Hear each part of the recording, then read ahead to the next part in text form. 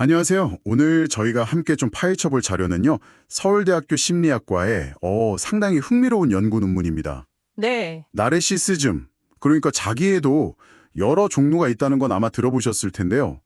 이 연구는 특히 외현적 자기애랑 내현적 자기애가 있잖아요. 네, 그렇죠. 이 두 유형이 불공정한 상황을 딱 만났을 때 어떻게 좀 다르게 반응하는지 그걸 실험으로 보여주고 있어요. 특히 뭐 처벌이냐 아니면 도움이냐 이런 선택에서 좀 뜻밖의 결과들이 나왔더라고요. 네, 맞아요. 이게 특히 주목할 만한 게 겉으로는 잘 안 드러나는 그 내현적 자기의 성향 있잖아요. 네네. 오히려 특정 상황에서는 더 이렇게 징벌적인 반응을 보일 수 있다는 거예요. 우리가 보통 생각하는 그 나르시시스트 이미지하고는 약간 다를 수 있죠. 그렇죠. 그래서 이 자료들을 통해서 자기의 성격하고 사회적인 행동, 이 복잡한 관계를 같이 한번 보면요. 당신이 주변 사람이나 뭐 사회 현상을 보는 시각이 좀 더 깊어질 수 있을 겁니다. 좋습니다. 그럼 먼저 자기의 두 얼굴부터 간단히 짚어보죠. 외현적 자기애는 뭐 딱 떠오르는 그런 모습이죠. 네. 자신감 넘치고 막 주목받길 좋아하고 때로는 좀 거만해 보이기도 하고요. 보통 NPI라는 척도로 측정한다고 하죠. 네, 맞습니다. 반면에 내현적 자기에는 이게 좀 숨겨져 있어요.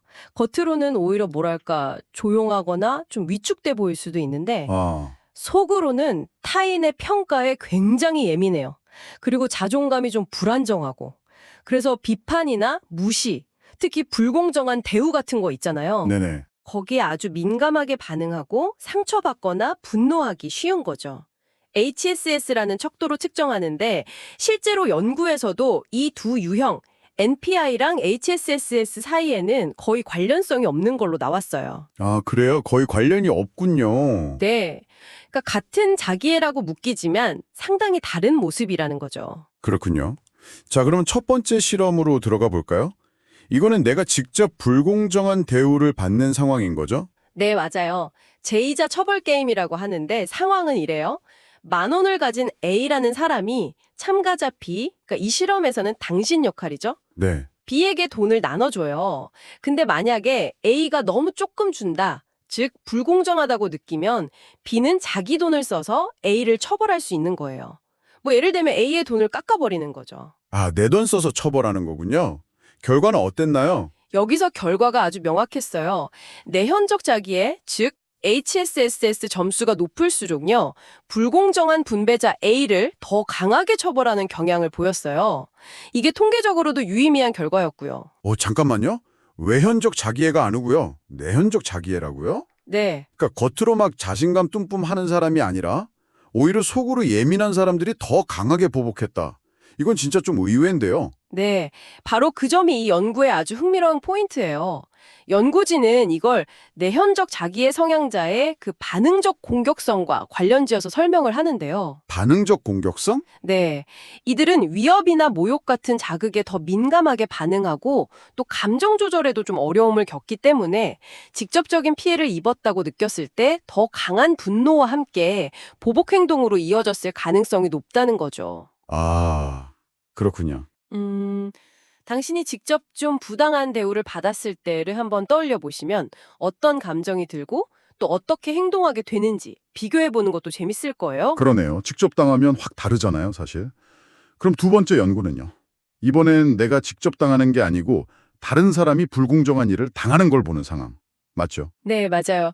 제3자 처벌 및 도움 게임이라고 부르는데요.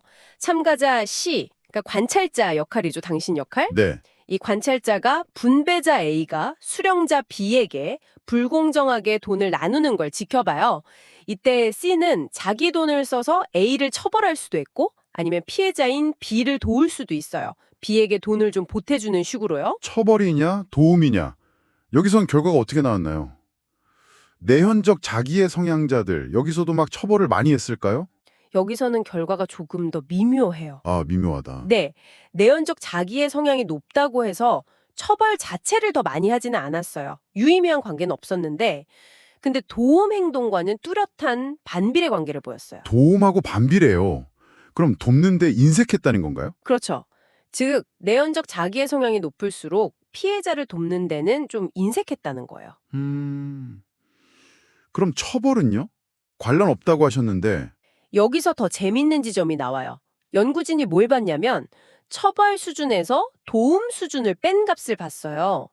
이게 뭐냐면 도움에 비해서 처벌을 상대적으로 얼마나 더 선호하는지 보여주는 지표거든요. 아, 네네. 그랬더니 내연적 자기의 성향이 높을수록 이 값이 유의미하게 높았어요. 아, 그러니까 처벌 자체는 막 늘리지 않았어도 도움을 줄이는 방식으로 결국 상대적으로는 처벌을 더 선호하는 경향이 나타났다. 이 말이네요. 정확해요.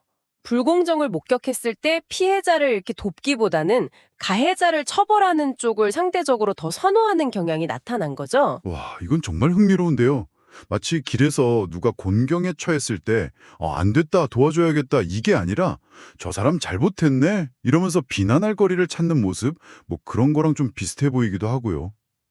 그럼 외현적 자기에는요? 그 자들은 어땠어요? 외현적 자기에는 이 제3자 상황에서는요, 처벌이든 도움이든 별다른 뚜렷한 관련성을 보이지 않았어요. 아, 이번에도요? 네, 아마도 이제 자신에게 직접적인 이득, 예를 들어 뭐 평판이 올라간다거나 하는 그런 보상이 없는 상황에서는 굳이 자기 시간이나 자원을 들여서 친사회적인 행동, 그게 처벌이든 도움이든 거기에 개입할 동기가 좀 낮기 때문일 수 있다? 뭐 이렇게 해석해 볼 수 있어요. 그렇군요.